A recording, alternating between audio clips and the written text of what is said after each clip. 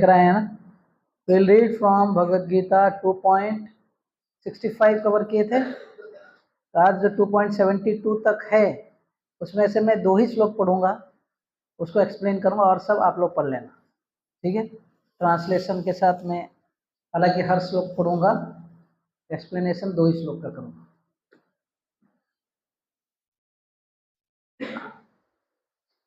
दूसरा अध्याय का श्लोक नंबर 65 तक हमने पढ़ा था, ओके। अभी हम लोग 2.66 पढ़ने वाले हैं।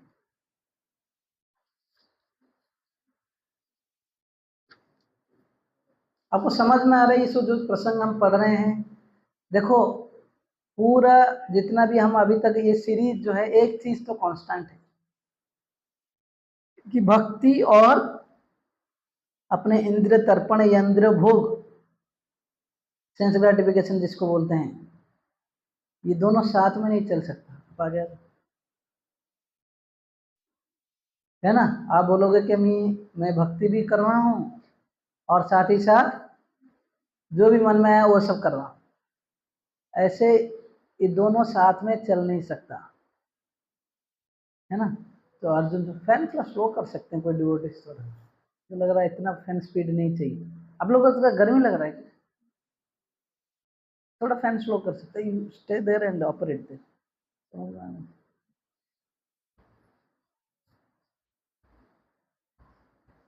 स्लो कर लो, स्लो करो,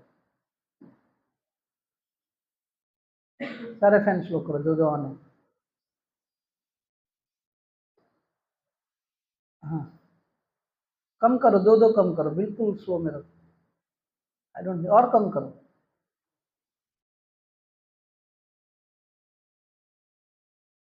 ये फैन स्पीड है, ऊपर में, ऊपर का राइट है जो बंद है, नहीं ऊपर नहीं, मिडिल वाला, नीचे, हाँ वही वाला, और कम, और एक कम करो, वही वाला, राइट राइट, हाँ बस।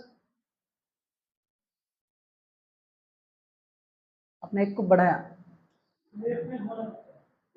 लेफ्ट घुमा, पीछे घुमाओ, हाँ ऐसे घुमा, हाँ, और एक कहाँ, सबका उसका भी,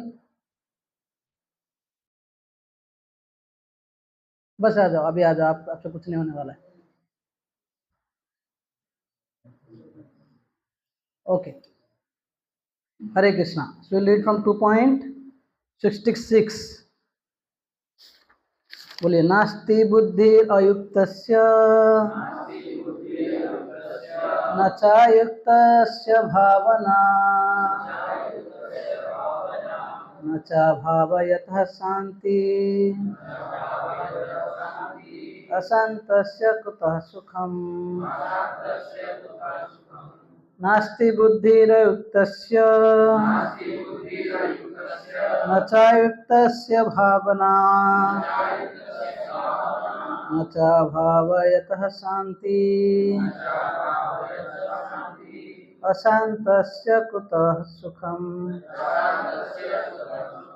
कोई एक जन, कोई प्रभु जी में से कोई एक जन दोहराए। नास्ति बुद्धिरयुक्तस्य न च युक्तस्य भावना शांति। लाइट बंद करो। माताओं में से कोई एक जन, माताओं में से कोई एक जन रिपीट करेंगे। यस, कोई रिसाइट नहीं करेंगे, है ना? कर सकते हैं, बोलिए, जोर से बोलिए माता जी आप। नास्ति बुद्धिरयुक्तस्य न च युक्तस्य भावना न च भावयतः शांति अशांतस्य कुतः सुखम्। यहाँ पर बोल रहा है, जिसका मन और बुद्धि भगवान में नहीं लगा है, उसमें अच्छा बुद्धि कैसे हो सकता है? ना अस्ति बुद्धि अयुक्त से, युक्त मतलब कनेक्ट होना, योग या युक्त, ये जो शब्द है कनेक्शन, भगवान के साथ लिंक होना को युक्त या योग, ये सब शब्द यूज होता है, ठीक है, संस्कृत में। बोले न अस्ति बुद्धि अयुक्त, जिसका बुद्धि भगवान से युक्त मतलब कनेक्ट नहीं है, हाँ, न च युक्त से भावना, ना उसका जो थॉट्स मन जो है भगवान में नहीं लगा है, न च भाव यत शांति, ऐसे व्यक्ति को कैसे शांति मिल सकता है? अगर शांति नहीं है, फिर बोल रहे हैं अशांत से कुतः सुखम, अगर उसका मन शांत नहीं है, सुख का बात ही कैसे? पहले देखो, जीवन में जब प्रॉब्लम होता है फिर क्या सोचते हैं हम? अगर एक बीमार व्यक्ति है, हॉस्पिटल में जाने के बाद क्या होता है? वो ठीक होता है। कैसे हो? ठीक हो बोलता हूँ, लेकिन हॉस्पिटल में है, बीमार ठीक हो गया है, कैसे हो? ठीक हो, ठीक हूँ बोलता है, लेकिन वो प्रॉपर ठीक है क्या? जस्ट बीमार से निकला है, मतलब उसका बीमार खत्म हुआ है ना। ठीक से ऊपर तो जब वो एक्टिव हो जाएगा, काम करने लग जाएगा, तब बोला जाएगा प्रॉपरली बिल्कुल ठीक हो गया, है ना। तो एक है नेगेटिव से न्यूट्रल पे आना, न्यूट्रल से पॉजिटिव, समझ में आया? तो यहाँ पर बोल रहे हैं जिसका मन स्थिर, मतलब कैसे हो सकता है जब अगर भगवान से जुड़ा नहीं है। कि दुनिया जैसे उदाहरण देते हैं, रथ में, अगर एक रथ में घोड़े लगे हुए हैं, 2-4 घोड़े लगे हुए हैं, अगर ये घोड़े चारों तरफ अगर खींचेगा क्या होगा? रथ ढंग से कहाँ जाएगा, है ना, आगे जा पाएगा ना कुछ, बिल्कुल वो जो पैसेंजर बैठा होगा बिल्कुल हिल डुलते परेशान रहेगा, राइट। हाँ, ऐसे बोला गया है कि हमारा शरीर एक रथ के समान है, शास्त्र में उदाहरण दिया जाता है, हमारा पूरा शरीर जो एक रथ के समान है।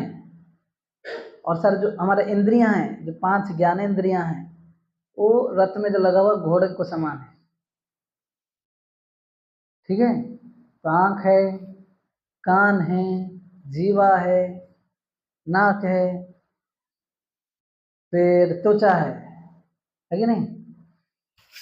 तो ये 5 इंद्रिया, आंख, नाक, कान, जीवा, यहाँ पर ही 4 हो गए, है ना, और है स्किन थ्रू आउट। ये 5 ऐसे इंद्रियां हैं जिसके थ्रू आप ज्ञान लेते हैं।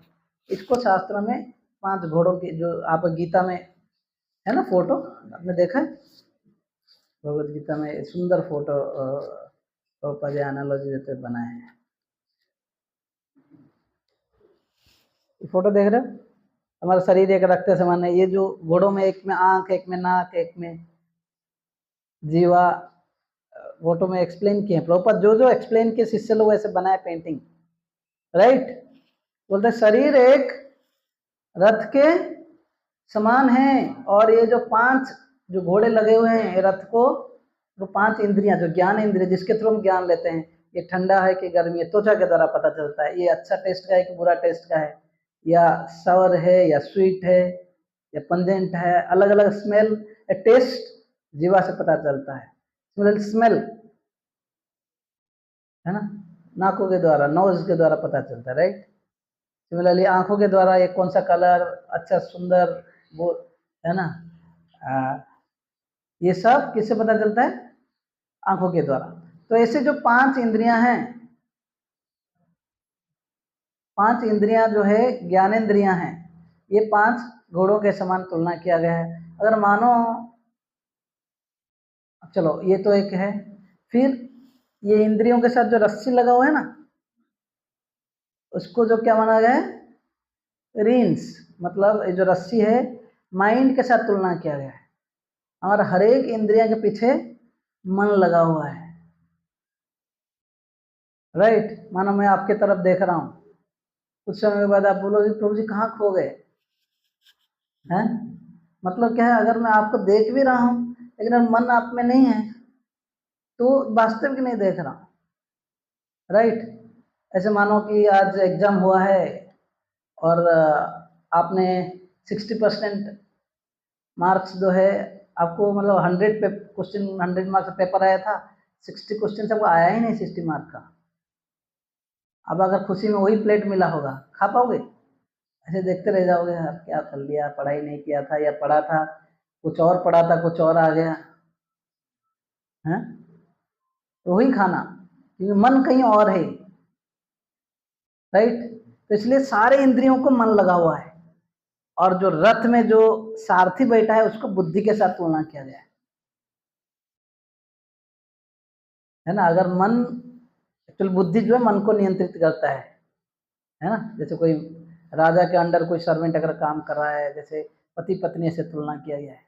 अगर पति जो अच्छे हो, वो धार्मिक हो और अच्छे भक्त हो, गुरु का अच्छा सेवा कर रहा हो, कृष्ण का सेवा कर रहा हो, अगर पत्नी अगर ऐसे गुरु का संरक्षण में रहकर उनका बात मानेगा, उसका उद्धार हो जाएगा।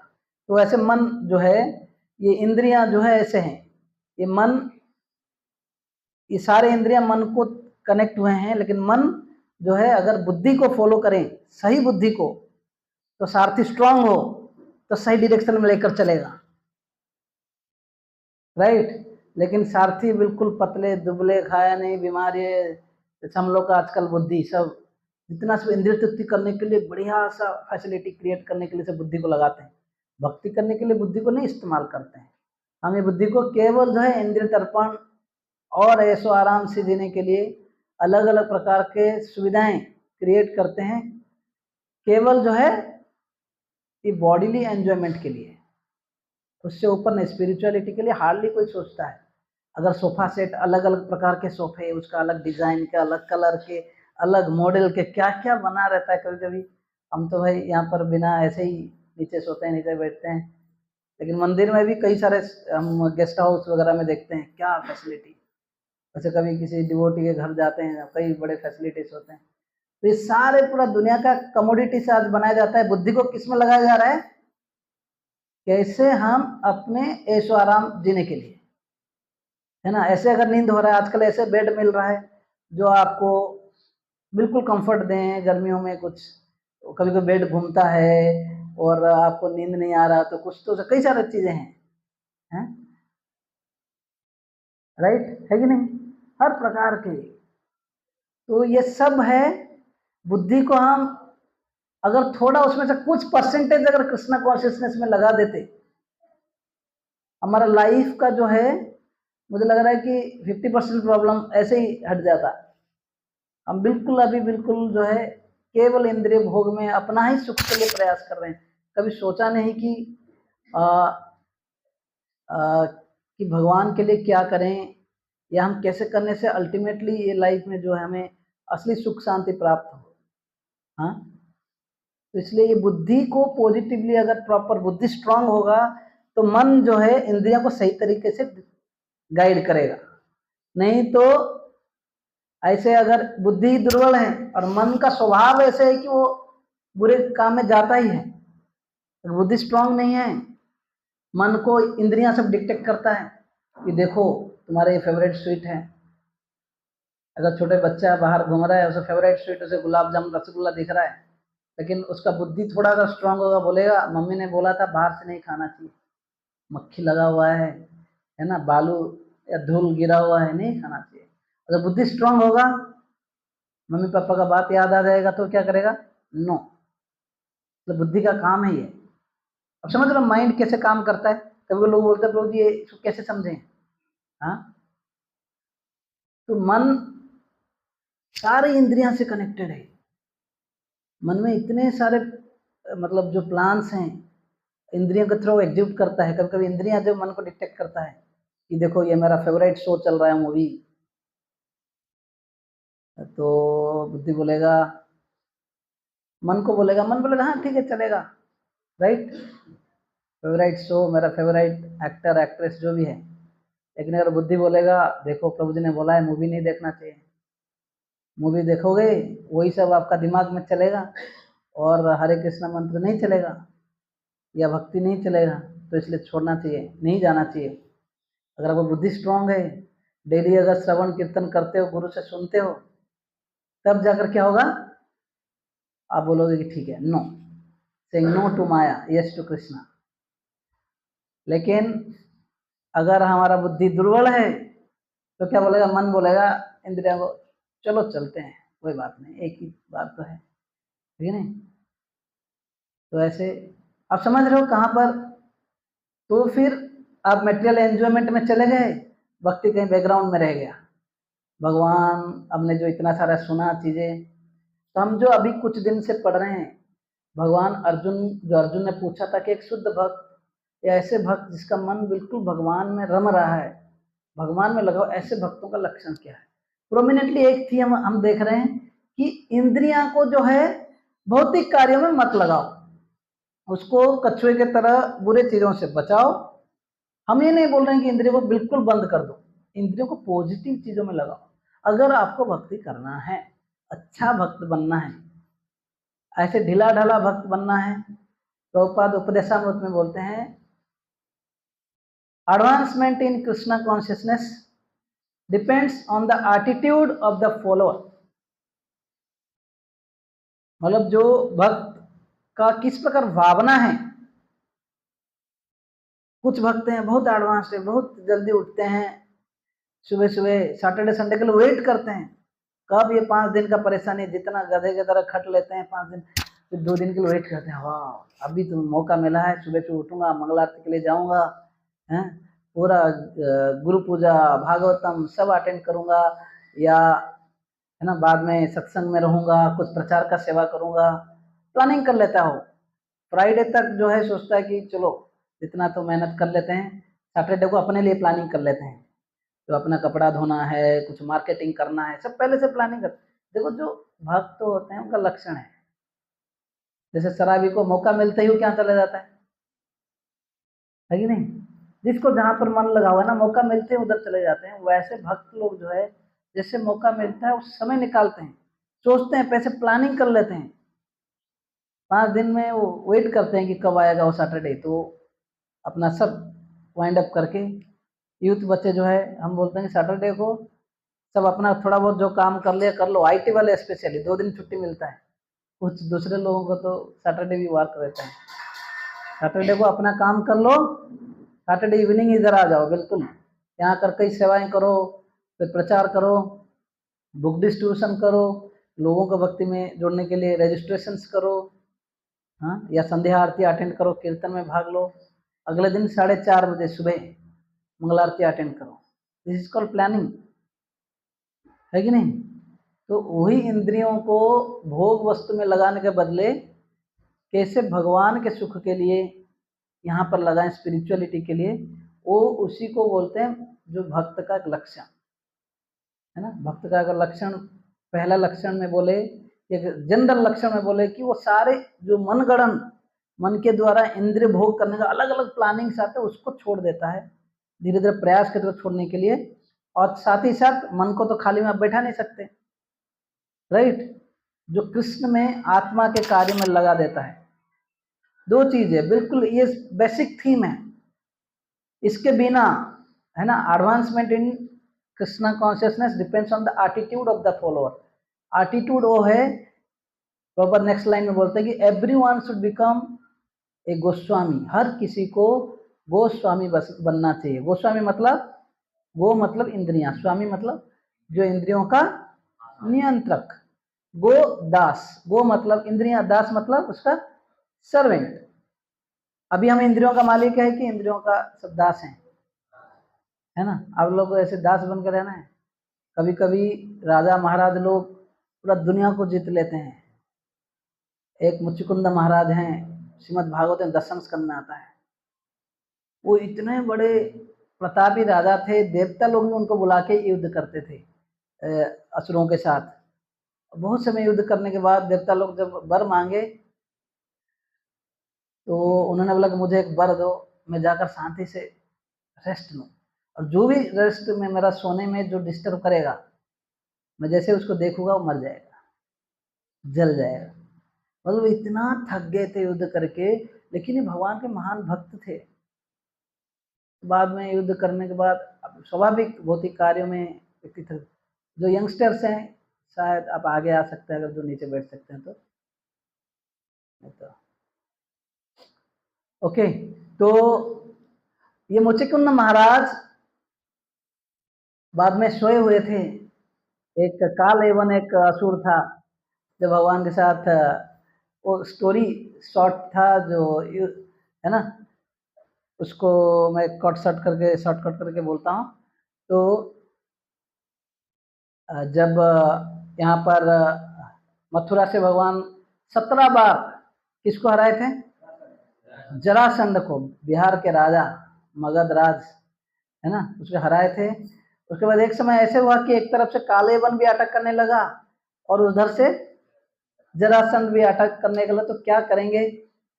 तो एक साथ में कई सारे भगवान को कार्य करना होता है।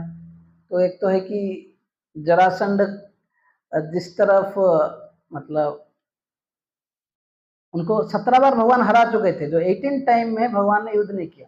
वो आ रहा था, भगवान चले जाकर कृष्ण बलराम युद्ध से पलायन किए, तो डांट रहा था, क्या करता? भगवान जाकर एक पहाड़ के ऊपर चढ़ गए, वो पहाड़ को आग लगा दिया। भगवान वहीं से जंप कर लिए और वहां पर कुछ रुक्मिणी को कुछ जरूरी था, वहां पे चले गए। तो वैसे ये एक स्टोरी था। दूसरा है ये काल यवन जो थे, एक बार तो एग्जैक्टली ये है, मुझे याद नहीं आ रहा है, लेकिन देखिए काल यवन को भगवान ने पता था कि ऑलरेडी ये रेस्ट कर रहा है। कौन? मुच्चिकुंद महाराज यहाँ पे गुफा में रेस्ट कर रहे हैं, और काल यवन भगवान के वो अटैक करने के लिए आया था। तो भगवान कुछ किए नहीं, इसके साथ युद्ध नहीं किए, भगवान बस चल के गए। काल यवन दौड़ रहा है और भगवान चल रहे हैं, हंस हंस के चल रहे हैं, और फिर भी नहीं पकड़ पा रहा है। भगवान चल रहे हैं और भगवान बिल्कुल वो गुफा की तरफ गए, ये भी उनके पीछे जा रहा है, बोल रहा है कायर कहाँ भाग रहा है, क्योंकि किसी पास अस्त्र शस्त्र नहीं, तो ये भी अस्त्र शस्त्र उठा नहीं सकते, हाथ में लड़ने के लिए सोचा था। और जाकर भगवान जो क्या किया, अपना अंग वस्त्र जो था वो जिधर मुच्चिकुंद सोया था,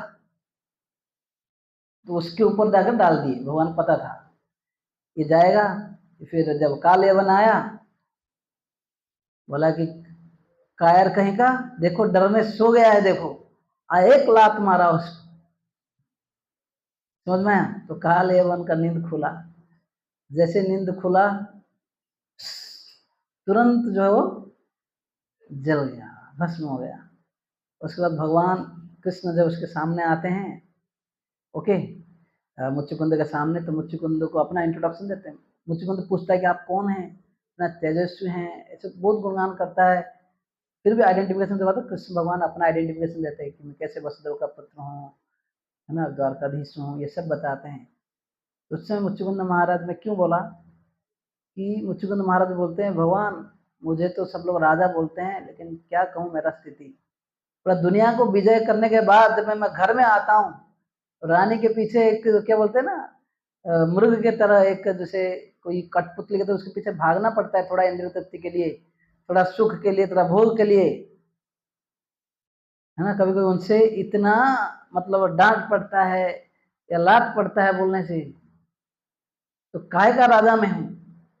भले हम दुनिया को विजय कर लेते हैं, लेकिन अपना मन और इंद्रियों को विजय करना इतना मुश्किल है ना। इसलिए अगर हमको अगर अपना स्थिति जानना है, कभी कभी हम दिखाते हैं कि मैं बहुत बड़ा भक्त हूँ, मैं तो ऐसा हूँ, मैं ऐसा हूँ, मैं बहुत अच्छा हूँ। कभी अकेले बैठ के अपने आप को थोड़ा एनालाइज कर लीजिए, मीटर्स जो दिया गया है गीता में है। यहाँ पर बोल रहे हैं नस्ति बुद्धि अयुक्तस्य न च युक्तस्य भावना, जिसका भावनाएं मन जो अगर भगवान में न लगा हुआ है, जिसका बुद्धि भगवान में नहीं लगा, ऐसे व्यक्ति कैसे शांत रह सकता है? अगर जो शांत नहीं है वो सुखी, जो ऊपर, एक तो हम बोलते हैं ना हम शांति ही शांति, कोई दुख से ऊपर उठ गया तो उसको थोड़ा शांति लगता है, लेकिन थोड़ी देर में और दुख आ जाता है, फिर उसको सॉल्व करने में लग जाता है। जैसे कभी कभी राजा जो है, कभी कुछ व्यक्ति को पनिश करते हैं ना, उसको लेते हैं समुद्र नदी में डुबोते हैं, हम मर गया तो बोलता है, फिर उसको उठाते हैं, फिर क्या बोलता है, कितना बढ़िया। क्या आप ये स्थिति को बोलोगे ये खुश है बोल के?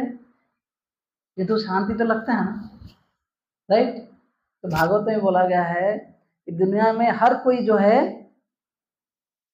सुख के लिए प्रयास कर रहा है, लेकिन जैसे सुख थोड़ा मिलता है, थोड़े समय के लिए मिलता है, लेकिन वो सुख दूसरे दुख के कारण बन जाता है, राइट। कई लोग आप में से फैमिली लाइफ है ना, सोचे होंगे अभी फैमिली हो गया मेरा, बढ़िया शांति चलेगा, सब कुछ चलेगा, लेकिन वहाँ आने के बाद अलग सिचुएशन, अलग प्रॉब्लम्स।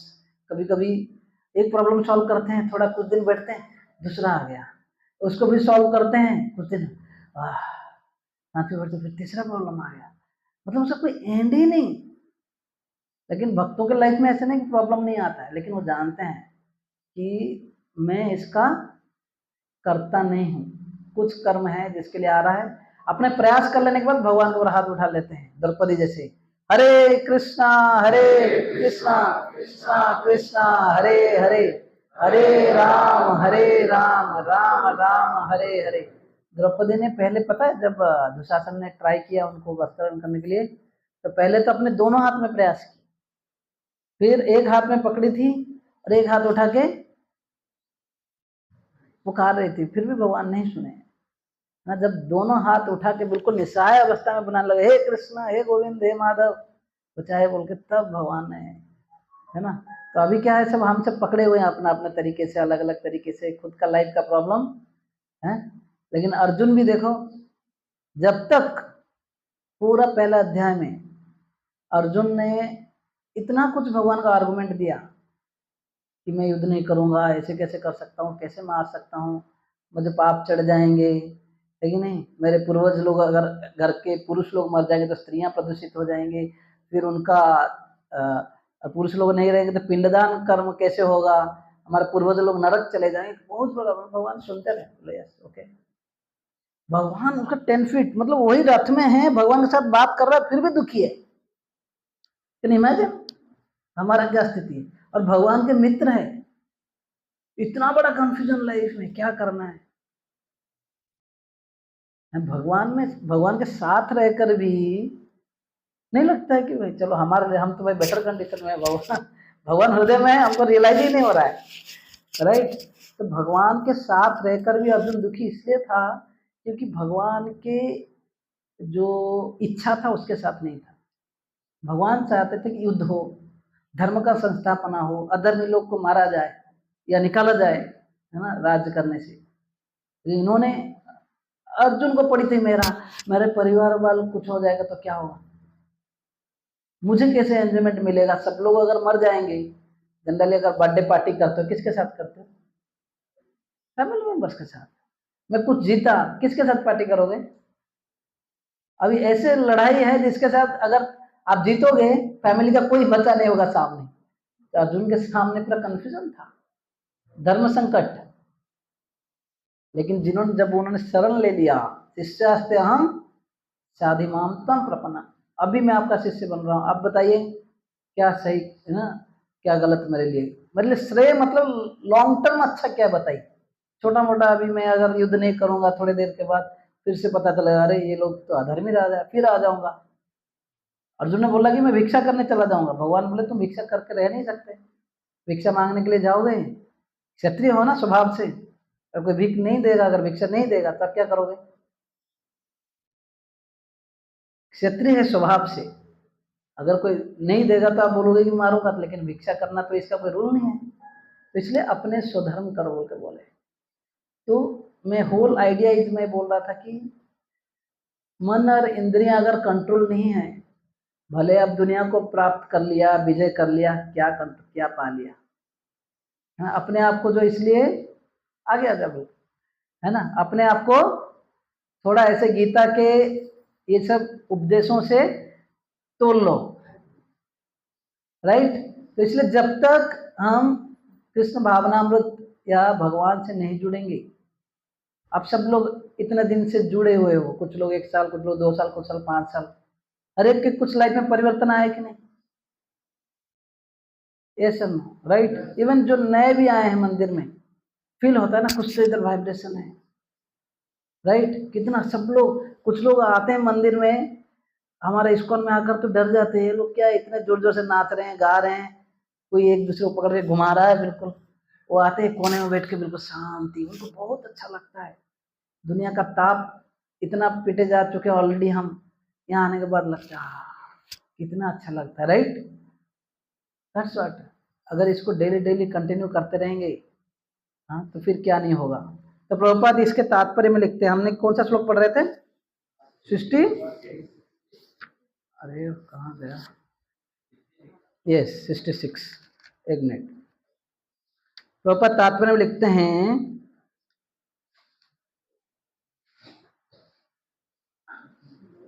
हाँ, अतः यदि कोई कृष्ण भावना भावित नहीं है, बीच में पढ़ रहा हूँ कुछ लाइन, अतः यदि कोई कृष्ण भावना भावित नहीं है तो उसके मन का कोई अंतिम लक्ष्य नहीं हो सकता। मन की चंचलता का एकमात्र कारण अंतिम लक्ष्य का अभाव। जीवन का लक्ष्य क्या है पता नहीं, बच्चों को पढ़ाया, पोतों को पढ़ाया, अभी जीवन का लक्ष्य क्या है? आपस में बात मत करो, अभी क्या है जीवन का लक्ष्य? Hello, speak out, go outside and speak. समझ में आया? अगर हम लोग, कई सारे लोग, हमारे एक परम पूज्य भक्ति आश्रय वैष्णव स्वामी महाराज प्रवचन दे रहे थे, बोल रहे थे आप सब लोग ने मेहनत किया, कोई बिजनेस कर रहे हैं, कोई जॉब कर रहे हैं, लास्ट में क्या है, कुछ दिन के बाद शरीर छोड़ने वाले हैं। मतलब जब वृद्ध हो जाते हैं डर लगता है कभी भी मृत्यु आ जाएगा, है ना? तो फिर अंतिम लक्ष्य क्या जीवन का? मतलब इतना इतना सब कुछ करने के बाद, बच्चों को पढ़ाया, इतना बड़ा साम्राज्य खड़ा किया, सब कुछ किया, फाइनली इतना डर है मन में। तो कल मैं इस्कॉन पुणे गया था, हमारा यूथ एनुअल कैंप होता है एक बार साल में दिसंबर में, तो 500 यूथ बच्चे थे। तो वहाँ से हमारे एक IIT खड़गपुर के एक सीनियर थे, रेवती पति प्रो बोल के, ये 2002 में जुड़े थे। 10 पॉइंटर, फर्स्ट अटेम्प्ट में 12th में उन्होंने IIT क्लियर किया, IIT खड़गपुर में, एंड इंस्टीट्यूट में अपने ब्रांच में टॉपर भी थे। 10 पॉइंटर मतलब 10 से 10। हाँ, तो वो बोल रहे थे when he was just 12th, मतलब उसी समय जब तैयारी कर रहे थे, उनका एक बड़ा भाई he was just 28 years old, UPSC के लिए तैयारी कर रहे थे वो, यूपीएससी पाए, he was 28 years old, UPSC crack किए, और उसी समय ही मतलब ज्वाइन करने से पहले एक्सीडेंट हो गया, शरीर छोड़ दिया। तो इनके मन में सवाल आया, if death is full stop for everything, आप जितना भी कुछ खड़ा किए, क्या किए, अगर मृत्यु, अगर आपका सब कुछ को अगर स्टॉप कर देता है, तो इसका अर्थ है कि जीवन का जो लक्ष्य है ये मृत्यु के साथ ही कनेक्टेड है।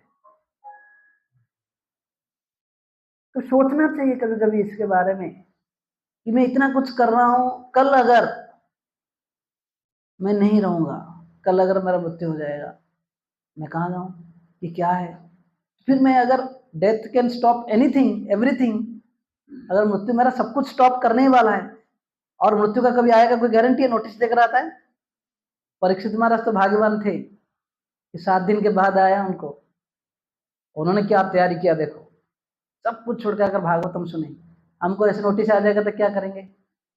कैंसर पेशेंट्स को डॉक्टर बोल देता है 6 महीने, 8 महीने, ज्यादा से ज्यादा 4 साल, 2 साल, लोग पूरा डर जाते हैं बिल्कुल। भक्त लोग, हमारे कदम कानन स्वामी महाराज कुछ साल पहले, जस्ट पिछले 1-2 साल पहले शरीर छोड़े, बाप रे क्या चेतना में शरीर छोड़े, शरीर में इतना पेन हो रहा है, कष्ट हो रहा है, उसमें भी 16 माला, हरे कृष्णा कृष्ण कृष्ण हरे हरे, हरे राम राम राम।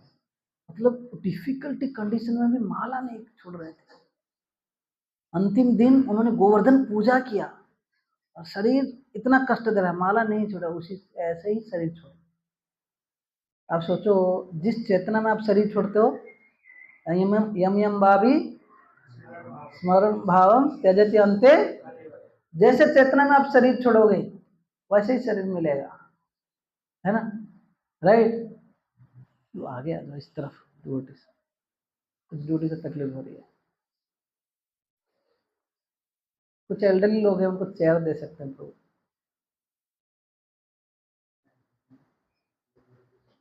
इसलिए एक्स्ट्रा चेयर्स डालने के लिए बोला था, तो आप लोग पीछे बैठ सकते हैं कुछ। हरे कृष्णा।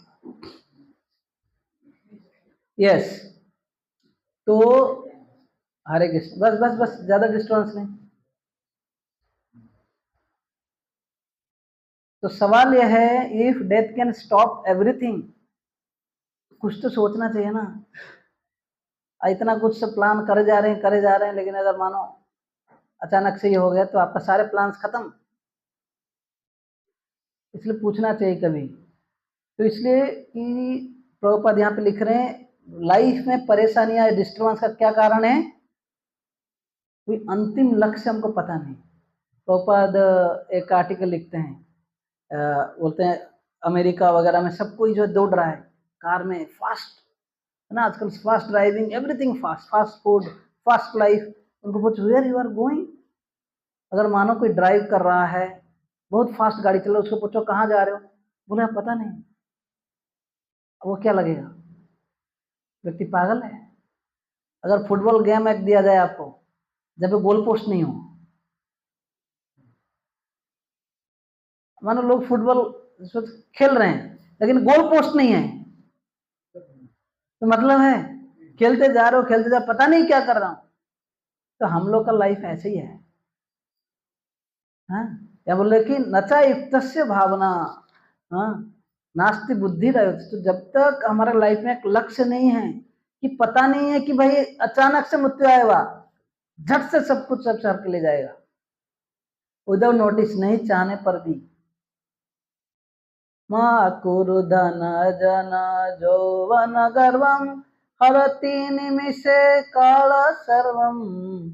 बोले कि माँ कुरु धन जन जौवन गर्वम, आपका जो धन है, जन है, धन मतलब संपत्ति, जन मतलब थोड़ा फॉलोअर्स हमारे भी रहते हैं, सैल्यूट मारने वाले कई लोग हैं। जौवन युवावस्था, इसका जो प्राइड रहता है, एक हरति निमिषे काल सर्वम, एक निमिष में, एक क्षण में, ये जो है, जो काल मतलब डेथ के रूप में जो काल आता है, समय, एक एक जैसे जैसे सूर्य उदय होता है, सूर्य अस्त होता है, हमारा लाइफ से एक एक दिन कम होते जा रहा है। हम सेलिब्रेट करते हैं happy birthday, 30th 50th 60th, एक एक दिन, एक एक साल हमारे लाइफ से जा रहा है, राइट। इधर आ जाओ, इस तरफ, इस तरफ, आप लोग इस तरफ आ जाइए। तो don't be proud, everything will be taken away at a single moment. इसलिए बोलते हैं कि भगवान का शरण ले लो। तो जैसे जैसे सूर्य, अगर हम कृष्ण भावना में रहेंगे, मृत्यु के जैसे जैसे करीब जाएंगे उतना ही हमको आनंद मिलेगा। क्यों? कि उसके बाद एक इटरनल लाइफ है, सच्चिद आनंद, राइट। यहाँ पर बोल रहे जीवन का लक्ष्य जब तक हमको पता नहीं, तब तक लाइफ में क्या रहेगी, परेशानियां रहेगी।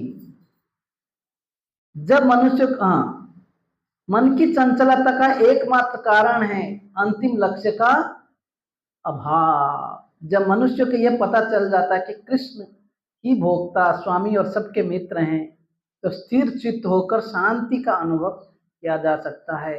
अतएव जो कृष्ण से संबंध न रखकर कार्य में लगा रहता है, वो निश्चय ही सदा सुखी और अशांत रहेगा। भले सदा दुखी और अशांत रहे, भले ही वो जीवन में शांति तथा आध्यात्मिक उन्नति का कितना ही दिखावा क्यों ना करें। कभी कभी आप देखें, कई सारे जो कॉमेडियंस हैं, बहुत फेमस कॉमेडियंस जो दुनिया को हंसाते हैं, जाकर अकेले रोते हैं, क्योंकि उनका कोई मित्र नहीं है लाइफ में, पर्सनल लाइफ में, है ना। तो ऐसे कई सारे, अगर न्यूज़ में अगर आप गूगल में सर्च करोगे ना, how many comedians who used to make people love like anything committed suicide alone. तो कितना भी दिखावा कर लें, प्रभुपाद आप बोल रहे हैं, कभी कभी कुछ साधु संत भी अपने आप को बड़ा दिखावा करते हैं कि हम बहुत बड़े साधु संत हैं, है ना, लेकिन अंदर से खोखला है। अगर सही में अगर हम भगवान के ऊपर डिपेंडेंसी नहीं बढ़ा रहे हैं, या नहीं समझ रहे हैं कि जीवन में ऐसे कुछ करना चाहिए भगवान की भक्ति, तो फाइनली, अगर मैं कई बार उदाहरण देता हूँ, और ऑक्सीजन नहीं रहेगा कितना मिनट हम जी पाएंगे, सनलाइट नहीं रहेगा कितना समय जी पाएंगे, हाँ? हर चीज के लिए वाटर, एयर, वाटर, मतलब हर चीज के लिए हमको नेचर के ऊपर डिपेंड करना पड़ रहा है। भले हम अभी नट्स बोल्ट सॉफ्टवेयर कितना कुछ बना रहे हैं, प्रॉपर बोले ये सब आप थोड़ी चिप्स खाकर आप जी जाएंगे। हर एक चीज के लिए प्रकृति के ऊपर आपको डिपेंड करना है। प्रकृति किनका है? गीता में भगवान बोलते हैं, है ना, ये मेरा ही दैवी ऐसे गुण ही मम माया दुरत्या, है ना। मया अदक्षेण प्रकृति, मेरे अदक्षता में प्रकृति जो है आपको सब कुछ प्रोवाइड करती है। अच्छा, कौन सा मशीन है कि आप मिट्टी में कुछ डाल दो, उसमें से रोज फ्लावर आ गया, उसमें से ग्रेन्स आ गया, उसमें से फ्रूट्स आ गया, कुछ है हमारा कोई मशीन है? गाय को घास पिलाओ दूध आ जाता है, हमारा ऐसा कुछ मशीन है?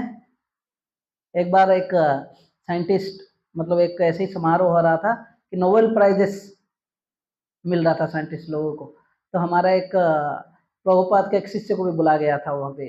वो बोले कि मैं तो सादा सीधा भक्त हूँ, क्या बताऊँ, और उनको बोला गया, पहले ही टॉक उनको दिया गया कि आप कुछ बोलिए बोल के। मैं सोचा अभी दे आर ऑल साइंटिस्ट, ये लोग सब वैज्ञानिक लोग बैठे हैं, मैं क्या जवाब दूँ, मैं जाकर क्या बोलूँ? तो जाकर सोचे कि जो प्रभुपाद से सुना हो उतना ही बोलता हूँ। जाकर बोले कि अगर नोबेल प्राइज किसको देना चाहिए? बोले कि एक चिकन को देना चाहिए। बोले क्यों? बोले कि उन्होंने बोला कि आप लोग अंडा बना सकते हैं आपके लेबोरेटरी वगैरह में? अंडा, एग जो है आप बना सकते हैं? कोई, तो कोई साइंटिस्ट हाथ नहीं उठाया। बोला then chicken should be given the Nobel prize. समझ में आया? ये प्रभुपाद से उन्होंने सुना था, सब लोग को लगा कि लॉजिकल है, फैक्ट है। तो हमारा जो है कितना, देखो हम लोग कितना, मतलब छोटे चीजों के लिए बड़े बड़े एडवांसमेंट, बड़े बड़े से प्राइजेस, ये सब है। एक बार प्रभुपाद बोले कि एक रिसर्च पेपर आया था कि एक व्यक्ति ने हाउ द ग्रास ग्रोस, उसमें 2 वॉल्यूम का वो थेसिस लिखा था, उसके लिए उसको नोबेल प्राइज मिला। बोला what's the use of your thesis? देखो गाय आता है, वो घास को खाकर चला जाता है, उसको पूछना नहीं पड़ता है कैसे घास ग्रो हो रहा है। हाँ, तो ये सब लॉजिकल थॉट से आप समझ सकते हो कि हमारे लाइफ में कितना कंट्रीब्यूशन है। तो एक सुप्रीम पावर का के ऊपर में कोई है जो हमारे लाइफ में दे रहा है, ऑफ कोर्स भगवान ही है। कई लोग मानते हैं, कई लोग नहीं मानते हैं। इसलिए किसने बोला, for believers, for believers no philosophy is required ना। जो लोग विश्वास करते हैं उनको ज्यादा समझाना जरूरत नहीं है। For non believers you need not teach them because they will never accept. समझ में आया? नास्तिक व्यक्ति आप कितना भी बोलो मानेगा नहीं, लेकिन जो विश्वास करता है उसको बताना भी जरूरी नहीं है। Right? Okay, so will go next shloka. आप लोग हो ना? तो जीवन में प्रॉब्लम किसके कारण है, डिस्टर्बेंस किस लिए है? जीवन का लक्ष्य पता नहीं है। लेकिन लक्ष्य जब पता चल जाएगा, लक्ष्य क्या है? ये लाइफ सब कुछ नहीं है, गीता का संदेश, इसका लाइफ बाद में एक दूसरा लाइफ है। और ये लाइफ को बार बार ऐसे चक्कर काटना नहीं है, एक अंतिम लाइफ भी है जहां पर जाने के बाद कभी मृत्यु नहीं होगा, वो है भगवान के धाम, वैकुंठ लोक। मैं जस्ट तुकाराम महाराज के वहाँ गया था कुछ दिन पहले, जस्ट 2 दिन पहले गया था, हमारे भक्तों के साथ राहुल केला और मैं उड़ीसा के जो प्रीचिंग करते हैं, कॉलेज से बच्चे आए थे। तुकाराम महाराज जिस वृक्ष के नीचे से 500 साल पूर्व एक दिन है, वो तुकाराम बीजबाई है ना, तो वो दिन को सेलिब्रेट करते हैं जिस दिन दोपहर 12 बजे वैकुंठ विमान आया था। अच्छा, तुकाराम महाराज उससे पहले दिन स्वप्न में आए थे भगवान कि है ना वैकुंठ विमान आएगा, आपको जाना है। तो उनको पता चल गया था, सबको बोल रहे थे, बोले कि आप आज रात से कीर्तन करो बोल के भगवान बोल दिए थे। तो रात भर कीर्तन कर रहे थे, कीर्तन कर रहे थे, और सबको बोल रहे थे कि मैं आज वैकुंठ जाऊंगा। सबको लग रहा था कि तुकाराम महाराज वहां पे जो उनको पहाड़ को क्या बोलते हैं प्रभु जी, डोंगर, है ना, अलग अलग जगह पे डोंगर पे जाकर वो अपना ध्यान करते थे, कीर्तन करते थे, पूजा करते थे। सबको लगा तुकाराम कभी कभी चले जाते थे, 10-15 दिन के बाद निकलते थे, कभी 4 दिन के बाद, ऐसे आज भी कहीं जाएंगे सब लोग सोच रहे थे। लेकिन उस दिन सबके सामने वैकुंठ विमान आया दोपहर को 12 बजे, और इतना तेजमय था कि किसी को समझ में नहीं आया। सब लोग मतलब जैसे दृश्यहीन हो गए जैसे। तब तुकाराम आज बैठते हैं, फिर सबको टाटा बाय बाय करके चले जाते हैं। सबको लगा था कि भगवान वो तुकाराम फिर से आएंगे बोल के, बोलते हैं रात तक ये लोग सब बैठ के कीर्तन करते रहे। जब बाद में पता चला कि नहीं, अभी तुका, है ना, तुकाराम का अर्थ है one who gives salvation to others, जो दूसरों को मुक्ति देने वाला। और इनका नामकरण स्वयं रुक्मिणी माता की हैं बोल के बताते हैं अपने अभंग में भी। वो क्या, जब बच्चों में जन्म होते हैं उनके घर में ही एक स्वयंभू, जो आप दर्शन करने जाते हैं ना मेन टेम्पल, रुक्मिणी और विठल रुक्मिणी है ना, तो वहाँ पर लिया गया था। ये जब जन्म हुए थे तो रुक्मिणी माता जो है इनका नाम रखे थे तुकाराम। हाँ, उनके घर उनका एक एंसेस्टर थे जिनका नाम था विश्वंभर। ये विश्वंभर इतने महान भक्त थे, हर एकादशी को पंढरपुर चले जाते थे, देहू से पंढरपुर। और उन दिनों ऐसे गाड़ी बाइक स्कूटर कुछ नहीं था भाई, पैदल जाते थे। हर एकादशी में कितना दिन जा रहे हैं, कितने दिन आ रहे होंगे, फिर उसके बाद फिर से वापस जा रहे हैं हर एकादशी। इमेजिन, तो इतने महान भक्त थे, उनके लिए भगवान बोले कि तुम मत जाओ, इसलिए भगवान मैनिफेस्ट हो गए थे वहां पर। बोले कि स्वयं मतलब स्वयं जो विठल रुक्मिणी उधर आ गए थे, बोले कि बस, तो इसलिए उनके घर में आज भी तुकाराम महाराज के घर में जो विग्रह है वही हम दर्शन के लिए जाते हैं, मेन डेटी। तो तुकाराम महाराज कुछ साल पहले सबके सामने यही शरीर में भगवान के धाम चले गए। अब ऐसा नहीं कि ये सब कहीं पुराने बातें हैं, ये है नहीं, अभी भी होता है। हाँ, अभी हम लोग पढ़ेंगे नेक्स्ट। इंद्रियाणि हि चरताम् यन्मनो अनुविधीयते तदस्य हरति प्रज्ञा वायुर्नाभ एवं भसी। बोलते हैं इंद्रियाणि ही चरताम यन मनो अनुविधीयते। हाँ, बोलते हैं लेकिन मतलब भले व्यक्ति सारे इंद्रियों को कंट्रोल किया हुआ है, प्रयास कर रहा है, लेकिन एक इंद्रियों से खाली एंजॉय करता है। मानो कोई आंखों के द्वारा बोला कि मैं गलत मूवी देखूंगा, ये करूंगा करूंगा, फिर बोला कि मैं जीवा के द्वारा कुछ भी खाऊंगा। यहाँ बोल रहे कि तब क्या है, ये बोल रहे कि जैसे कोई बोट में, अगर समुद्र के बीच में बोट है, अचानक से तेज हवा आकर बोट को पूरा घुमा देता है डायरेक्शन को, ऐसे ही है अगर हम सारे इंद्रियों को नहीं छोड़ के बोले कि थोड़ा बहुत एंजॉय करूंगा, ऐसे सोचेंगे। बोलते हैं कि ये शुद्ध भक्त, मतलब देखो एक है ढीला ढाला भक्त के लिए ठीक है, लेकिन जो एक महान भक्त का लक्षण ये सब बोल रहे हैं अर्जुन को समझाने के लिए भगवान। हम बोल रहे हैं जिस प्रकार पानी में तैरती नाव को प्रचंड वायु दूर बहा ले जाती है, उसी प्रकार विचरणशील इंद्रियों में से कोई एक जिस पर मन निरंतर लगा रहता है, एक इंद्रिय के द्वारा वो मन जो है भोग करता रहता है, मनुष्य की बुद्धि को हर लेती है। क्या बुद्धि, कैसे भगवान का सेवा करना, भक्ति करना, इसको हर लेता है। वो भक्ति से कहीं दूर ही चले जाता है। उदाहरण के लिए भागवत में कई ऐसे उदाहरण हैं, जैसे अजामिल तो है, अजामिल कथा हमने पिछले बार बताया। हाँ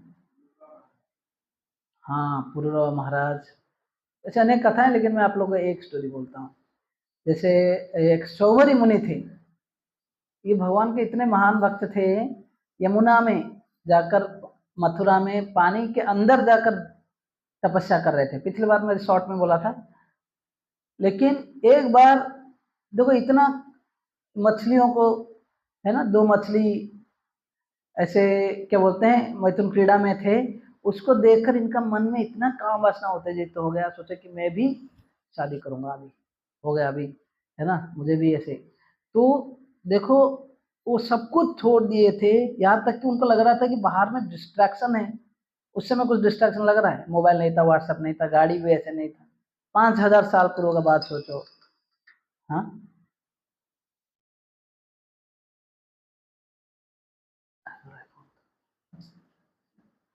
तो वैसे स्थिति में जाकर पानी में ध्यान कर रहे थे, लेकिन एक ये सीन से, जल्दी जाओ, इतना वो विचलित हो गए। बाद में आए, वहां का राजा मांधाता राजा के पास जाते हैं, उनको बोलते हैं कि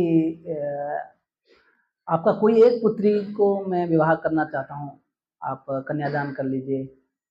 तो राजा बोले कि क्योंकि ये तपस्यारत थे ना, अब इसे पानी में 2 दिन अगर कुछ समय हाथ रख ले तो कैसे हो जाता है, वाइट वाइट इस, कोई अगर इतने सालों से तपस्या करा तो कैसे हो गया होगा? नाखून भी बढ़ गए थे, बाल भी बड़े हुए थे, दाढ़ी बड़े हुए थे, बिल्कुल शरीर में कुछ था ही नहीं। तो उन्होंने बोला कि देखो मैं तो कुछ मेरे बच्चियों का जो है फ्रीडम दिया हूँ, जो उनको पसंद कर लें, आपको 50 लड़कियां मेरा जो आपको पसंद कर लें उनका शादी होगा। तब राजा ये जो कौन था ये शौबरी मुनि बोलते हैं कि आप चिंता मत करो। शौबरी मुनि जो समझ जाते हैं कि शायद मेरा शरीर अभी ऐसे दिख रहा है, इसलिए राजा जो है ऐसे बड़ा बुद्धिमानता से काम डील कर रहा है। तो तुरंत अपने योग शक्ति से इतना यंग बन गए, इतना सुंदर बन गए। तो राजा बोले कि अभी बोले कि आप जाकर कोई भी है ना मेरे लड़कियों प्रपोज करो। तो जैसे ही जाते हैं सारे जो लड़कियां देख के इनको दरवाजा बंद कर दिए थे, अभी सब लोग बोले कि अरे मैंने इसको पहले देखा, मैं इनको शादी करना चाहता हूँ। तो सब लोग जैसे ऐसे लड़ने लगे। तो ये क्या बोलते हैं शौबरी मुनि बोलते सबको शादी कर लेते, 50 को 50 को शादी कर देते। उनमें से कई संतान आदि जन्म होते हैं और कई साल के बाद जब उनको महसूस होता है कि कितना बड़ा मैं गलती कर दिया, समझ रहे हो, फिर जाकर पश्चाताप करते हैं, वानप्रस्थ लेते हैं, संन्यास जाकर तपस्या करते हैं। और रानियां भी वो लोग वैसे ही इनके जैसे भक्त थी, वो भी सब लोग उनके साथ जाकर तपस्यारत भक्ति करके सब भगवत धाम चले जाते हैं।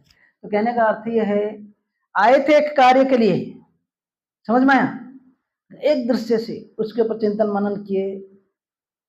जब एक इंद्रिय भोग के लिए मतलब चिंतन मनन करता है ना, तो क्या करता है, भक्ति छोड़ के उसके ऊपर डिस्ट्रैक्शन के ऊपर ध्यान देता है। धीरे धीरे इतना वो उधर चला जाता है, ये पूरा बैकग्राउंड में चला जाता है। समझ में आया? देखो ये कोई मैं ऑर्डिनरी भक्तों के बारे में बात नहीं कर रहा हूँ, या जो भक्त सीरियस नहीं है उनके लिए बात नहीं है। अगर हम भक्ति में आगे बढ़ना चाहते हैं, है ना, जो जीवा के लिए जो इंद्रिय भोग है, हम इसलिए 4 नियम बोलते हैं इसको में, नो मीट ईटिंग, मछली मांस आदि, है ना, कल जीवा का सुख के लिए आप दया के भाव चला जाता है। धर्म का 4 स्तंभ में से दया एक है। नो गैम्बलिंग, शॉर्टकट तरीके से रात मालिक बनना चाहता हूँ, किसी से धार उधार करो, झूठ बोलो, है ना, कुछ तरीके से पैसा कमा लो, ये सत्यता नष्ट होती है। फिर नशा आदि कुछ भी कभी भी खा लेना, तपस्या के भाव नष्ट होता है। शराब नशा कोई भी ड्रग्स, ये सब एडिक्शन हम छोड़ दें। यहाँ तक कि चाय और कॉफी, अभी यहाँ पर कई लोग पी रहे होंगे, क्योंकि चाय कॉफी इंडिया में ये जो ब्रिटिशर का एक था, स्लो पॉइजन डालो, इतना उसके ऊपर डिपेंडेंस बढ़ा दो, उसके बिना लोग जी नहीं पाए। मेरे पिताजी मुझे पता है, अगर 4-5 बार दिन में चाय लेते, अगर नहीं पिए तो सर दर्द होता है, राइट? तो एडिक्शन है, एडिक्शन है, क्या करेंगे, स्लो एडिक्शन लेकिन एडिक्शन है। सिमिलरली इलिसिट कनेक्शन, अवैध संपर्क रखना, है ना, पुरुष स्त्री ये संपर्क जो है बहुत खतरा होती है।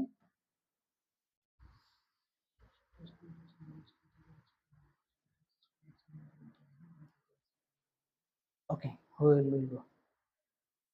ओके, हाँ, हरे कृष्णा। तो यस, क्या बोल रहा था, हाँ yes. So outside marriage or before marriage or after marriage, one should not have any such wrong relationship, है ना। इससे मन की पवित्रता, जो क्लीनिनेस, स्वच्छता नहीं रहती। भले बाहर से मोदी जी ने स्वच्छ भारत का डिक्लेयर किया, कुछ सालों से चल रहा है, लेकिन अगर उससे भी ऊपर है, एक तो बाहर दृष्टि से स्वच्छता, लेकिन उससे सब कुछ प्रॉब्लम सॉल्व नहीं होता है। लेकिन हर कोई अगर अपने हृदय का स्वच्छता के बारे में कार्य करें, है ना। देखो दुनिया में जो छोटे मोटे सुसाइड, कोई रेप, मर्डर, क्या क्या सब आता है, न्यूज़पेपर देखोगे तो आपका जो है, मतलब सेम, ऐसे नहीं कुछ नया चीजें हैं, बस सेम चीजें अलग अलग जगह पे हो रहा है। यही सब चीजें, कहीं पे वायलेंस हो रहा है, कहीं पे ये हो रहा है, कहीं पे वो हो रहा है। इसलिए बोलते हैं न्यूज़पेपर मतलब same news in new paper, old news same in new paper, okay. तो तो इसलिए जो है हम सबको ये 4 नियम इसको प्रभुपाद ने बनाया, अगर हम फॉलो करेंगे, नो मीट ईटिंग मतलब मांस भक्षण नहीं करना, मांस मछली मांस अंडे, कुछ लोग अंडे बोलते हैं, अंडे जो है एक से वेजिटेरियन बोलते हैं, ऐसे होता है, पेड़ से अंडे आते हैं, आश्चर्य है ना। No gambling, no intoxication, no illicit connection, ये 4 नियम से आपको धर्म करने के लिए व्यक्ति को शक्ति मिलती है। फिर उसके बाद हरे कृष्णा कृष्णा कृष्णा हरे हरे, हरे राम राम राम। प्रभुपाद ने बोला हर कोई जो है ये 4 नियम के साथ अगर ये 16 माला, ये हरे कृष्ण मंत्र 108 बार एक माला में होता है, ऐसे अगर 16 माला ये जीवन भर 16 माला और 4 नियम अगर फॉलो करेंगे, आप भगवान के धाम जाएंगे और जीवन में कई सारे परेशानियां आएगा, फिर भी आप शांत में रहोगे। कई लोग अनुभव होगा, लाइफ में तकलीफ आती है, कुछ आते हैं, लेकिन कभी कभी भक्त लोग सोचते हैं ठीक है, अपना प्रयास करने के बाद छोड़ देना चाहिए, भगवान देखेंगे। तो ये हरिनाम अगर कोई जप करेगा, ये युग धर्म है, जैसे सत्ययुग में तपस्या होता था, दूसरे युग में कुछ यज्ञ होता था, वैसे कलयुग में सबसे शॉर्टकट भगवान बोला नाम जप करो। और इसके लिए कभी कभी बाथरूम में भी अगर आप खाली में हरे कृष्णा गा रहे हो, दैट्स ऑल्सो प्योर। हाँ समझ में आया। तो यहाँ पर स्पेशली बोला जा रहा है कि इंद्रियों का सॉरी हाँ, कि अगर मन कोई एक इंद्रियों पर भी अगर मन लगाएं,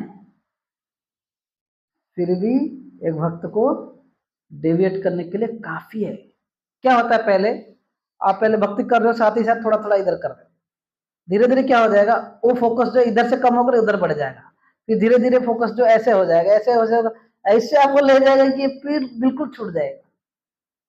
कभी कभी हमारे भक्त लोग आते हैं 6 महीने गायब हो गए, उसके बाद फिर से जब लाइफ में पिटाई होता है फिर आते हैं, बोले क्या हुआ प्रभु जी, हाँ फिर से आ जाते हैं बैक। हमको पता है कि भाई वहां पे सही था, है? तो क्या है, डिस्ट्रैक्शन हमें अलग अलग प्रकार से ले लेता है, तो हमको थोड़ा सावधान रहना चाहिए, राइट। तो ये बहुत सुंदर श्लोक है, राइट। लेकिन ये किसके लिए बात हो रहा है, सीरियस भक्तों के लिए, सिंसियर भक्तों के लिए, ढीला ढाला भक्तों के लिए नहीं। ढीला ढाला भक्त क्या, उसे कलर चला बोलते हैं, चैमलियन पता है, अगर ये रेड कारपेट के ऊपर आ जाएगा, उसका कलर ऐसे हो जाए, शरीर का व्हाइट पे आ जाएगा, वैसे कलर हो जाएगा, है ना। कभी मूवी देखेगा, कभी भक्तों के साथ बढ़िया नाचेगा गाएगा, तो हर प्रकार के वो पूरा हो सकता है, ये सब चलता है। लेकिन ये चलने वाला चालू भक्तों के लिए है, इसलिए बोलते कली का चेला, कलेर चेला भक्ति वाला बोलते हैं कि माथा तिलक गलेर माला सवाय कलीर चेला। पूरा दुनिया में सब कोई जो है, कभी कभी कुछ भक्त होते हैं बढ़िया बढ़िया बिल्कुल बड़ा तिलक लगा देते माथा में और कंठी माला गलाय माला, है ना, लेकिन कोई नियम फॉलो नहीं करते हैं। सवाय कलेर चेला, कली का चेला मतलब जो कलीराज चाहते हैं, इंद्रिय भोग करो, ये सब नहीं करो, तो वही सब हम करते हैं, राइट। तो क्या करें, क्लास ऑलमोस्ट वो भी खत्म होने जा रहा है, so we can send our devotees. लेकिन अभी मुझे पता ही नहीं था। हरे कृष्णा। तो वहाँ पर एक प्रॉपर डिसाइपल आए हैं, सुबह भी क्लास दिए थे, दूसरे प्रभु जी का नाम था पंचरत्न प्रभु, क्लास दिए थे। अभी एक प्रभु जी हैं पृथु प्रभु, जो प्रभुपाद के शिष्य हैं, वो सीनियर भक्त हैं, लेकिन हमको पता नहीं था कि 1 बजे उनका क्लास था उधर। जनरली जब भी ऐसे कोई सीनियर भक्त होते हैं उधर हमको संग लेना चाहिए। एनीवेज अभी खत्म हो रहा है, तो वी फील 15 मिनट अभी जाकर मुश्किल हो जाएगा, तो नेक्स्ट टाइम विल रिमाइंड। पहले से मुझे बताना चाहिए था, आप लोगों को नहीं पता था। एनीवेज आप लोग समझ में आ रहा है हम जो पढ़ रहे हैं, हाँ इसलिए बोल रहे हैं तस्मादस्य महाबाहो निगृहीतानि सर्वशः इंद्रियाणि इंद्रियार्थेवश तस्य प्रज्ञा प्रतिष्ठिता। अतः हे महाबाहु, जिस पुरुष की इंद्रियां अपने अपने विषयों से सब प्रकार से विरत होकर उसके बस में हैं, उसी को बुद्धि निस्संदेह स्थिर है। उसी की बुद्धि निस्संदेह स्थिर है। किस व्यक्ति का बुद्धि स्थिर है? यहाँ पर बोल रहे हैं जिसका इंद्रिय वस्तु से डिटैच्ड है ना। प्रभुपाद तात्पर्य में बोले जिस प्रकार, दूसरे लाइन में पढ़ी सुनिए, जिस प्रकार शत्रुओं को दमन श्रेष्ठ सेना द्वारा किया जाता है, उसी प्रकार इंद्रियों का दमन किसी मानवीय प्रयास के द्वारा नहीं हो सकता, अपितु उन्हें भगवान की सेवा में लगाए रखकर किया जा सकता है ना। अगर आपको, आप एक सिंगर है, यहाँ अगर फिल्म गाना नहीं गाओ, भगवान के गाना गाओ। आपको पता है नारद मुनि एक बार फिल्म गाना गा रहे थे। कहाँ पर? ब्रह्मलोक में स्वर्ग का एक मतलब एक मीटिंग चल रहा था। नारद मुनि फिल्म गाना लगे, उनको श्राप दे दिए, जाओ जाकर शूद्र का बेटा बन जाओ। एक भागवतम प्रथम स्कंद में 5वां अध्याय 6ठा अध्याय में नारद मुनि का जन्म कैसे दासी पुत्र से नारद बने उसका स्टोरी है। तो ऐसे बोला गया कि बहुत, अभी ये गंधर्व थे। गंधर्व मतलब सब हर समय जो है एंजॉय करते हैं, सब अप्सराएं उनके साथ नाचते हैं, गाते हैं, और ऐसा नहीं कि भगवान का भी गुणगान करते हैं। लेकिन उस मीटिंग में it was not expected, Narad मुनि जो कोई अप्सराओं का ब्यूटी को गुणगान करने लगे, तो फिर उनको श्राप मिल गया, दासी पुत्र बने। और बाद में समहाउ उनका सौभाग्य था, कुछ भक्ति वेदांति बड़े बड़े भगवान के महान भक्त आए थे। चतुर्मास जो समय होता है ना, जून जुलाई अगस्त सितंबर अक्टूबर, उस दौरान जो रहकर वहाँ पे उनके गांव में रुके थे। और वो लोग जब भगवान की कथा करते थे, इसको भी सुनते थे, और साथ ही साथ वो जो प्रसाद पाते थे उसको उनका सेवा करते थे। मामी उनका सेवा करती थी, तो उनका पत्तल उठाते थे, उनका झूठन जो उच्छिष्ट पाए एक बार। उसके बाद बोले कि मेरा हृदय इतना बदल गया, यही शुद्ध भक्त भक्ति वेदांत इन भक्तों का जब मैं उच्छिष्ट पाया, बोले इतना मेरा हृदय बदल गया कि बाद में मैं नारद बन गए हो जाता। उसका लंबा स्टोरी है, will take some other time. हाँ, तो यहाँ पर बोला जा रहा है कि जिस प्रकार इंद्रियों को दमन करने के लिए मानवीय प्रयास संभव नहीं, मतलब जैसे कोई शत्रुओं को दमन करने के लिए सेना का जरूरी होता है, वैसे इंद्रियों को अपने प्रयास से हम कंट्रोल नहीं कर सकते, लेकिन अगर भगवान के सेवा में लगाएंगे तब हो सकता है। देखो अभी नारद मुनि के बारे में बोला गया, क्या बन गए, हाँ, राइट। या निशा सर्वभूतानां तस्याम जागृति संयमी यस्याम जागृति भूतानि सा निशा पश्यतो मुनेः। जो सब जीवों के लिए रात्रि है, वो आत्म संयमी के जागने का समय है। जिस समय सारे जीवात्मा सोते हैं, एक भक्त जागता है। और जो समस्त जीवों के जागने का समय है, वो आत्मनिरीक्षक मुनि के लिए रात्रि है। समझ में आया? एक दूसरे से ग्रॉसली देखा जाए तो स्टूडेंट लाइफ, जब भक्त लोग, बाहर के स्टूडेंट्स जो हैं जनरली रात 9 बजे के बाद उनका दिन स्टार्ट होता है, मतलब इवनिंग मान लो, वो 1, 2, 3 बजे कहीं पे जाएंगे, स्नैक सेंटर मैगी खाएंगे, कोई पिज्ज़ा खाएगा, कुछ उस समय भक्त लोग उठते हैं 3 बजे 9 बजे तो भक्त लोग सो जाते हैं। तो उनका जब उठने का समय है, हम लोग का वैसे ही जब वो लोग सोते हैं, हम लोग जागने का समय, यहाँ पर ये बोला गया है। लेकिन इसका दूसरा अर्थ भी है, एक तो ग्रॉसली, दूसरा की सूक्ष्म अवस्था में, जबकि भक्त लोग आध्यात्मिक कार्य में अलर्ट हैं, भौतिक कार्य में उतना मन नहीं लगा, जितना परिवार निर्वाह करने के लिए, चलने के लिए इसे चलाते हैं, करते हैं, भले भौतिक अपना बिजनेस है ये है, लेकिन ये सोच के करते हैं कि ये सब जो है लक्ष्य क्या है, कृष्णमय, जो भक्ति में लग के ये सब करना है ना। एक हमारा शरीर है, तो जैसे कोई एक कपड़ा है, कपड़ा में क्या है, कुछ धागे और कुछ हॉरिजेंटल है ना, नहीं तो बनेगा। तो जब हम शरीर में, आत्मा शरीर में होता है, एक शरीर का कार्य होता है कि हमारा फैमिली, हमारा बिजनेस, हमारे सोसाइटी, हमारा है ना, कई सारा रेस्पॉन्सिबिलिटी, देश के लिए रेस्पॉन्सिबिलिटी, साथ ही साथ दूसरा वर्टिकल लाइंस, मतलब मेरा आत्मा के लिए मैं क्या कर रहा हूँ, गुरु के साथ संबंध, भगवान के साथ संबंध, शास्त्र पढ़ना, है ना, कई सारे सेवाएं करना, लोगों को प्रचार करना, ये सब आत्ममय कार्य है ना। खाली कोई एक में लग जाएगा, खाली मानो खाली संसार के काम में करेगा, वो भी नहीं चलेगा। अगर कोई बोलेगा मैं ये सब नहीं करूंगा, भौतिक कार्य नहीं, खाली आध्यात्मिक कार्य करूंगा, गीता में भगवान बोलते हैं अरे भाई इतना ऐसे आप कर्म मत छोड़ो, आप उसके लिए योग्य नहीं है, क्योंकि साधु संत होने के बावजूद भी, है ना, आपको खाने के लिए तो कुछ चाहिए, है ना, इवन, है ना, तो जस्ट कभी कभी कई साधु संतों में कुछ नहीं करूंगा, सब माया है, नहीं, राइट। तो हम इवन भक्त बनने के बाद भी हम लोग भी कार्य करते हैं, लेकिन भगवान की प्रसन्नता के लिए, राइट।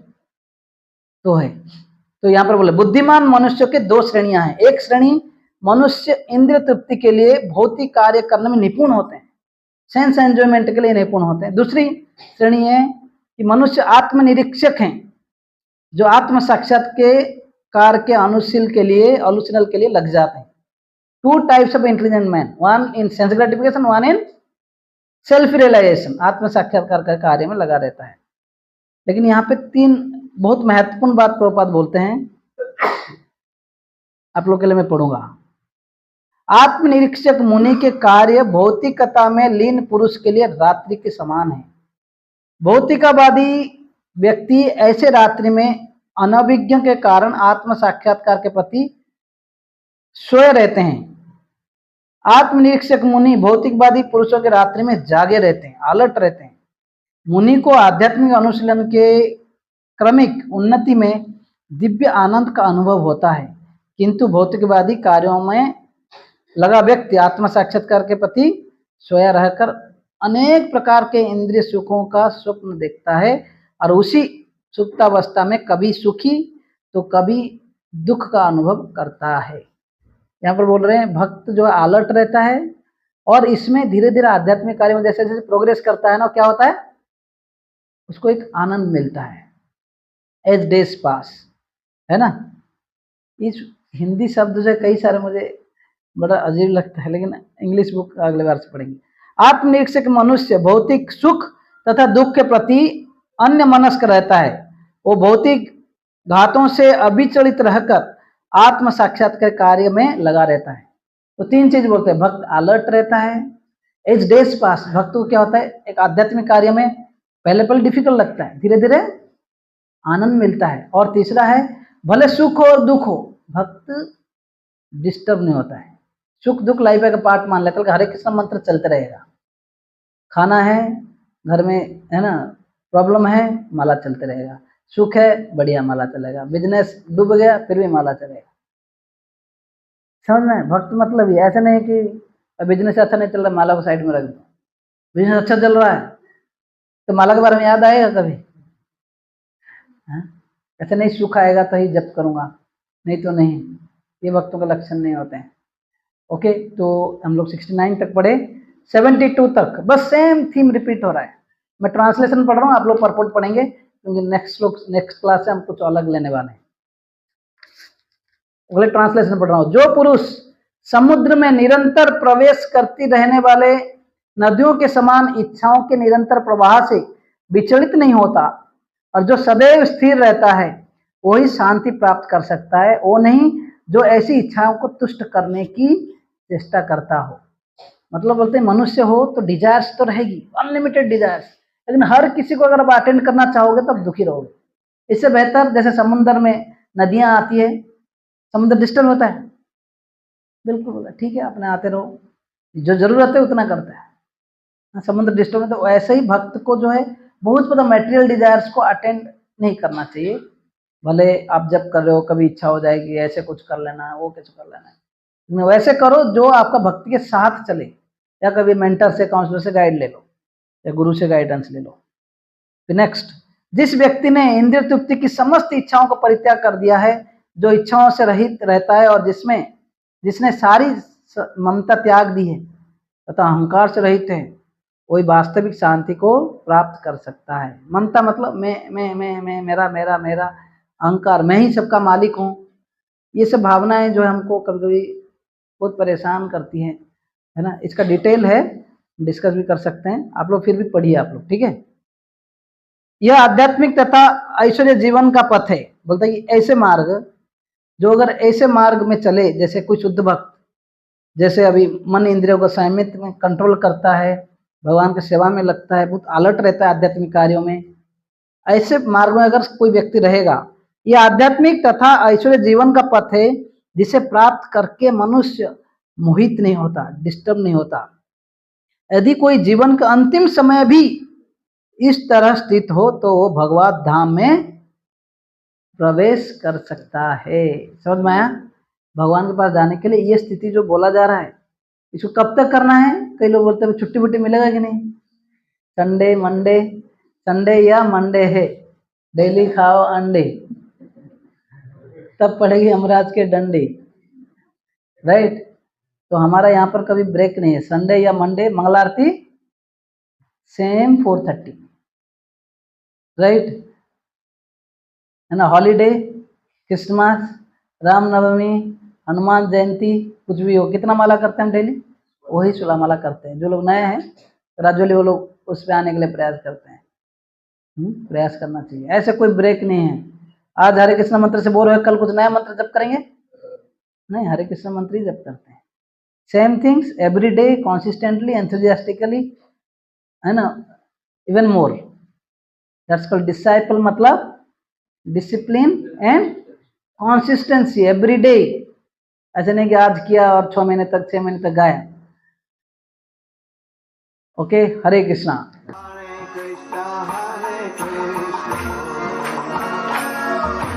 Krishna Krishna Hare